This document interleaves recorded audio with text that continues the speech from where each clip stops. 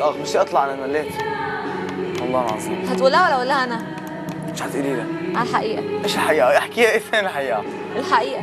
ايش الحقيقة؟ انت عارف كويس انا ايه الحقيقة يا مجنونة يا الحقيقة يا نور يا مالك؟ مصطية يا ايه؟ ايه الحقيقة رنا؟ الحقيقة يا نور. ايه الحقيقة؟ انت خايف؟ انا ياي استغفر الله العظيم يا رب. يا يب. خايف؟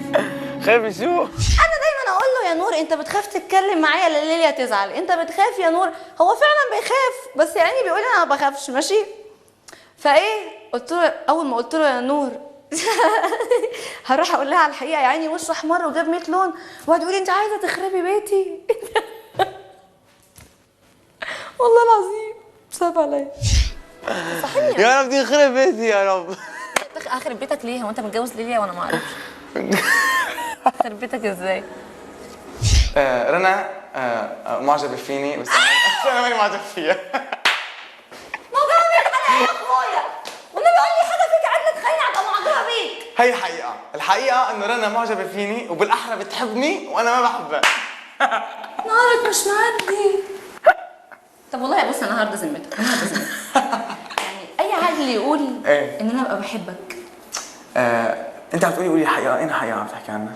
يا جماعة نحن قريبين على بعض، نحن ثنائي قريبين على بعض. بتكلم لوحدي بس لف وحب وكذا انا على فكرة نوري بقى نقولها الحقيقة ما دام هي الحب الصادق هو الحب المكبوت. نقولها الحب المكبوت. الحب المكبوت هو الحب اللي انا لسه ما وصلت له. خلص. انا وقت احب شخص بدي سنتين 3 4 5 لحتى اقتنع انه انا فعلا بس بحبه. يا نور اوكي خليني اطلع.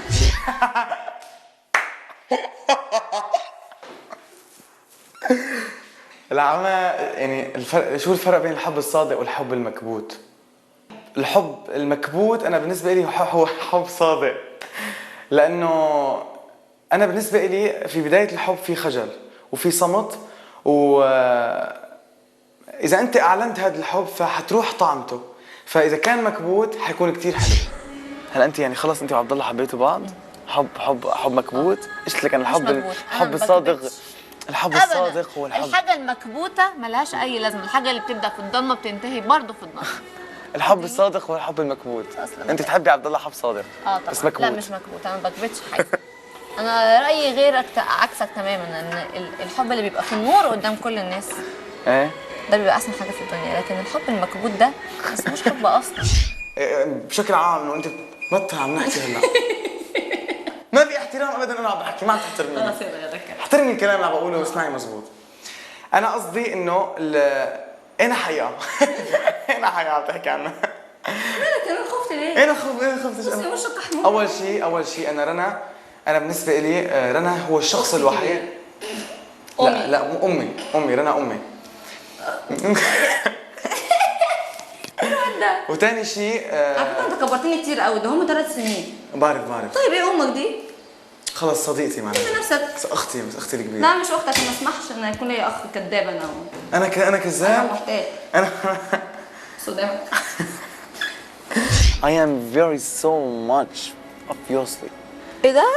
انت قلت ايه؟ I am so much obviously. أنا كتير واضح. طيب. and I am frankly صريح جدا.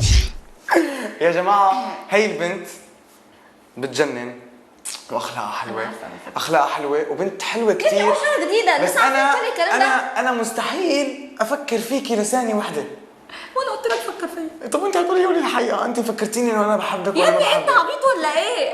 انت ليه خدت دايما ليه بتاخد ثواني عليا؟ انا قلت لك قول الحقيقه. ايه؟ الحقيقه وارد تكون هي اي حاجه صح؟ اشمعنى الموضوع ده بالذات اللي دماغك راحت له؟ لأنه أنت اللي رحتي. الا اذا كان عقلك الباطن بيفكر فيه. أول شيء ليليا مين عندها مين؟ عندها فاضل، عندها خطيبة. ولكن هي وأنا قريبين على بعض، أفكارنا متوازية مع بعض. هذا مو معنى إنه أنا بحبها وبموت فيها. في فرق يا رنا، صح ولا غلط؟ في يعني نحن فعلا أنا وليليا نحن ثنائي حلو في الأكاديمي، لأنه نحن نفهم مع بعض. نحن بنفهم مع بعض وبنرتاح لبعض. بس حب، أنا إذا بدي أحب وحدة بدي 60 سنة لحتى تحصل على كلمة بحبك. لانه انا ما بقتنع غير بالحب الصادق المكبوت. بحب المكبوت. خلاص انا مش محتاجه اقول حاجه. اي ثينك ان كل حاجه كده ظهرت وبقت واضحه بصراحه. بتتهمني اتهامات باطله. انت عارف كويس قوي اني بتكلم صح. طب احلف. احلف بالله ان انا كذابه. احلف بالله، بس هتبقى مسؤول عن حلفانك ده قدام ربنا ان انا بكذب. احلف. ايش تكذبي؟ احلف بالله ان انا بكذب. انا ما بحبك ولا ما عجب فيك ابدا. انت احلف. بقول لك احلف بالله. ايش احلف بالله انا ما بحبك؟ والله العظيم. ايه ايش ايه احلف ان انا قلت ده كله كان كذب. انا كذب؟ انا اللي حكيت انا قلته ده احلف ان هو كذب. هلا انت سؤال. احلف بس اللي انا قلته ده كذب. لان اصر لك والله بتكلم حقيقي ومش بهزر. انت ليه فاكر كلامي هزار؟ انا بتكلم بجد. احلف ان اللي انا قلته ده كذب. لكن جوا عم نمزح بس هلا قلبت الموضوع. انا دلوقتي بتكلم بجد مش بمزح. احلف ان انا كنت بكذب. تكذبي على موضوع الاشياء. انا موضوع انت فاهم كويس قوي انا بتكلم على ايه. ان انا كذابه وبالف قصص. يا جماعه والله انا ما متحمل مشاكل. مشاكل ايه؟ انت ليه خايف؟ ما تحلف. احلف ان انا بكذب. انت مالك معجبه فيني؟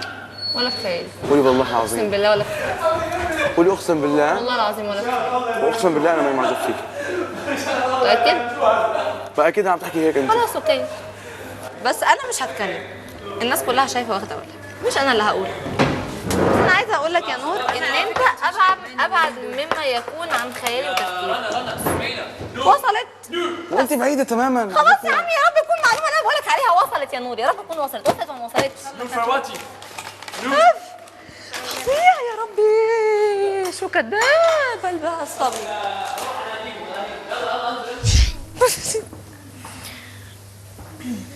شو؟ مفيش. خلص انا صدقتك والله، انا مصدقك. يا بنتي ما هو باين صاحب باين اهو. بقى باين. طبعا. صاحب العقل يميز يعني. هو غبي ما فهمش المعلومه اللي انا كنت عايزه اوصلها. غسالة. مش بهزر يا عبد الله. نور قلت له مش عايز يفهم. اقعد. خلاص نور بليز كات. قبل البريك بذكركم انه كل اخبار اول شيء حابب اثبت لبابا انه انا قد المسؤوليه هون، وانه قادر انه اعمل شيء، لانه هو كان متوقع انه ما حقدر اعمل شيء كثير، وانه ما حادخل او شيء، فحابب انه ابين له انه انا قد المسؤوليه وارفع راسه، لانه بهمني رايه وهو فوق راسي. هذا اول شيء. هو اللي كان مزعلك منه، اللي مزعلني منه اكيد ما من حقي ازعل من بابا، لانه هذا بيبقى بابا وبحترمه فوق راسي، بس اللي ممكن ازعل منه هو شوي تكسير معنويات. انا ما بحبها، بس هو انا هلا اكتشفت وقت وصلت لهون انه تكسير معنوياتي هو سبب وصولي لهون لهالمرحله، وانا بشكره كثير وبقول له انت فوق راسي مره ثانيه. سؤال اخر، قلد ليليا او رنا؟ بحبك كثير وشد حيلك. انا حقلد الاثنين.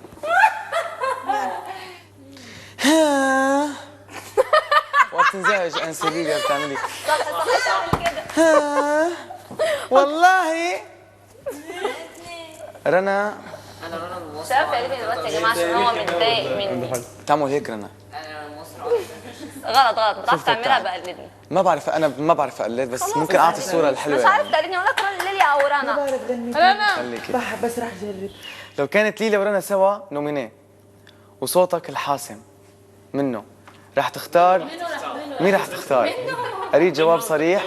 وكمان مين اقرب شخص ليك في الاكاديمي؟ وليش عم تخبي اعجابك تجاه بنت في الاكاديمي؟ صوتك حلو واحساسك جميل، غني لي عراقي مرتضى من العراق. لو كانت ليليا ورنا شو أول حاجة جاوب على السؤال. اول شيء انا اخر اسبوعين صارت كثير مشاكل وضغط علي من قبل اشخاص معينه، وانا ابشع شغله عندي انه حدا يتهمني بشغله وانا مالي عامله.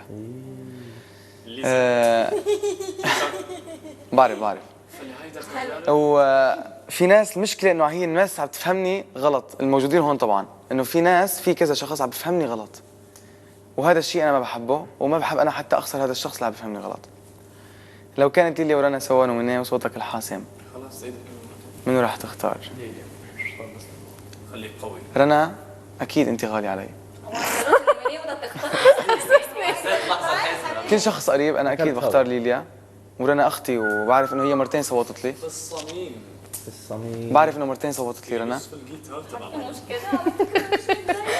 انا اقرب شخص لي في الاكاديمي، هذا سؤال لازم يكون جوابه معه. اكيد ليليا. وفي شخص كمان قريب مني. عرفته. اسمه كمان ايه؟ قريب بحرف مني. مصعب. مصعب اكيد. مصعب اكيد. مصعب نحن انا وياه اخوه. زوزو. بس الشخص القريب مني الثاني، الشخص القريب مني الثاني واللي بيفهمني غلط اللي هي رنا. حتى ليليا تفهمك غلط. نور انت ورنا من كنتوا بتتكلموا لما كنتوا بتتكلموا مع بعض يوم تحضيرات الفرايم قالت لك انك محتال، وطلبت من الفانز يبعتوا لك كومنتات ويقولوا لك ويقولوا رايهم في كلمه رنا. هي فعلا عندها حق. ميرسي يا شيماء، ميرسي. او ماي شو ما فهمت دقيقة. ابدا، انا ما فهمت شيء ابدا. فاكر هقول لك افهمك. فاكر لما انا كنت بقول لك هنا انت محتال وقلت يا جماعه لو انتوا شايفين ان انا عندي حق ابعتوا له في كومنت وقولوا له. هم دلوقتي بيردوا عليك ويقول لك هي فعلا عندها حق. هاي انا محتال. اوكي انا اول شيء ماني محتال. من بالك هيدي المحتال. خليني بس اجاوب بس. هيدي اللي منه ما كانش سؤال يا نور، هما بيقولوا رايهم. من كتر ما بتقولي لي انا انه انا محتال، انا مالي محتال. هذا اول شيء. واذا الناس في كذا شخص بيفهم غلط فهي مشكلته مو مشكلتي. شكرا. رنا، رنوش، مين الاقرب ليكي؟ زكي، مصعب، نور؟ انا فعلا مش عارفه اقول مين فيهم لان هم الثلاثه انا بحبهم جدا وقريبين مني. واضح. بس نور اعتقد ان انا استبعدته النهارده لان اكتشفت ان هو فعلا محتال. لو كانت ميس هي اللي كسبت بتصويت الجمهور كنت هتختاري نور ولا ليليا؟ بصراحه كنت هختار نور. الكلام المتناقض ده. لا كنت اطلبي من عبد الله يقلدك بليز. انا من السودان بحبك موت. انا كثير بحبكم واهل السودان كثير بحبكم. يلا عبد الله، خالد زينب. أنا زينب من المغرب، عمري 21 سنة، بحب الرالي والرياضة. الرالي. وأحمد خطيبي مقفل تليفونه.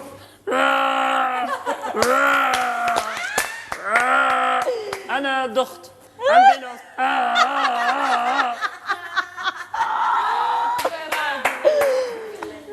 اوكي. المشكلة والله إبراهيم. زينب احبها كثير قسما. كثير بحبك انا. هاي زينب، بدي اسالك اللي عملتيه يوم البرايم مع ميساء بتظني انه في صالحك؟ كيف صوتتي ضد بنات المغرب العربي؟ كان لازم تكونوا متحدين ولا شو رايك؟ لو كانت ميساء في مكانك اكيد كانت صوتت لك. هجاوب بجواب واو. ما تنسوش انه نور عايش في المغرب اصلا ومعايا في نفس الجامعه وبعرف اهله كلهم، وزائد ده كثير بحبه ما اقدرش ما صوتلوش. ده غير انه بيته جنب بيتي اصلا، بيته ساكن جنبي، ما ينفعش. وهذا برضه ما يعني انه وبالنسبه لبنات المغرب العربي احنا كلنا عرب وكلنا وطن عربي، وانا ما عنديش العنصريه دي بصراحه. احنا كلنا مثل بعض، مصر، لبنان، المغرب، الجزائر، ليبيا، موريتانيا، سوريا، كلهم مثل بعض.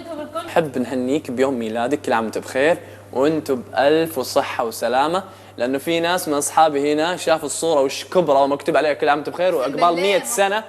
خلاص يا رنا، خلاص رنا. هذه قالت. ما بعرف امتى عيد ميلادك والله. كان قبل أسبوعين وكان في الصورة. بس انا قلت لك. خليني أخلص بعدين.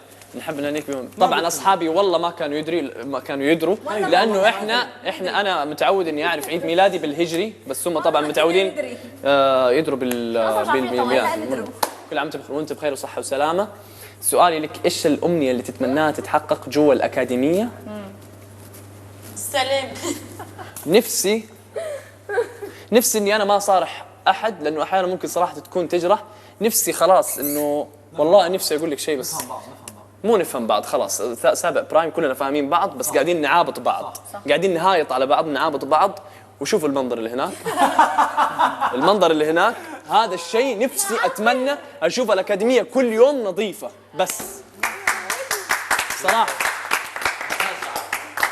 نتمنى من الطلبة يهدوك أغنية بهالمناسبة، ويا ليت يا عبودي ترقص مع رنا على أغنية محمود كل البنات أول شيء يهدوني أغنية.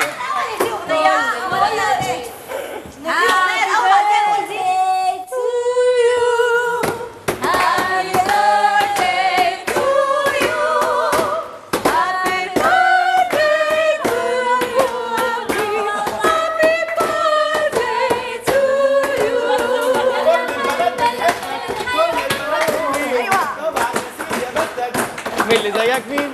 كل البنات بتحبك، كل البنات يعني يا سيدي يا بختك.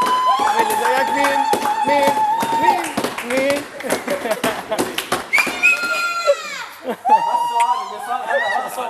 لا لا فاجأتوني.